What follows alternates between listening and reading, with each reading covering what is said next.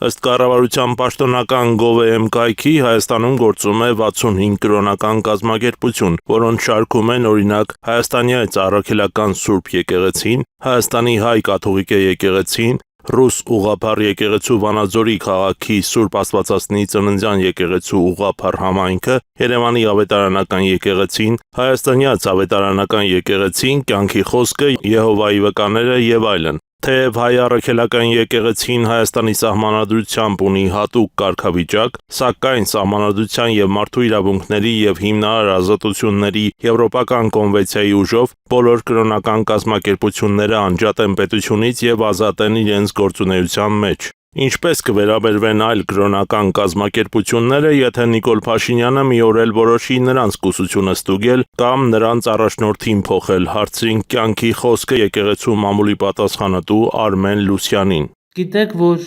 շատ հիմա պետություն եւ հայ առաքելական եկեղեցի հարաբերությունները շատ ուժեղ լարված են եւ վարչապետը կաթողիկոսին փոխելու վերաբերյալ հայտարարություններ անում։ Կյանքի խոսքը եկեղեցին առհասարակ ինչպես է վերաբերում, երբ Հայաստանի Հանրապետության կառավարության ղեկավարը որևէ կրոնական կազմակերպության ներքին գործերին խառնվում է։ Գիտեք, մենք պաշտոնական հայտարարություն ունենք այս հարցերի հետ կապված եւ դրանից ավել չեմ մեկնաբանի, պարզապես կարող եք մեր պաշտոնական հայտարարությանը ծանոթանալ եւ հիմք վերցնել։ Իսկ պաշտոնական հաղորդագրության մեջ ի թիվս այլնի ասվում է, որ Կյանքի խոսքը միշտ հարգալից է արտահայտվել հայ առաքելական եկեղեցու եւ մայրաթոռի նկատմամբ, ինչպես նաեւ Կյանքի խոսքը կողմ է պետության եւ եկեղեցու տարանջատման սկզբունքին, ինչը ենթադրում է փոխադարձ հարգանք, ինչպես նաեւ միմյանց գործերին եւ գործառույթներին չմիջամտելու հանձնառություն։ Միանշանակ չէ կրոնական մյուս կազմակերպությունների վերաբերմունքը Նիկոլ Փաշինյանի հարձակումների վերաբերյալ։ Օրինակ Ստամբուլ կատարած այցի ժամանակ Նիկոլ Փաշինյանին չէր դիմավորել Պոլսո հայոց պատրիարքը, փոխարենը Փաշինյանի հետ քննարկման էր գնացել հայ կաթոլիկների առաջնորդ Հայր Վարդանը։ Հայաստանի հայ կաթողիկ եկեղեցուց փորձեցինք դիրքորոշում ստանալ կատարվողի վերաբերյալ, սակայն մեր զանգերը մնացին անպատասխան, իսկ որոշ հեռախոսահամարներ ուղղակի չէին գործում։ Բացի քրիստոնեական եկեղեցիներից Հայաստանում գործում են նաև այլ կրոնական կազմակերպություններ։ Օրինակ ազգային փոքրամասնությունները,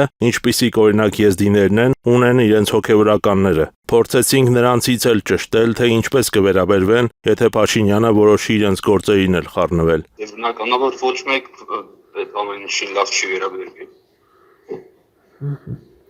Հաստատ է։ Այդպես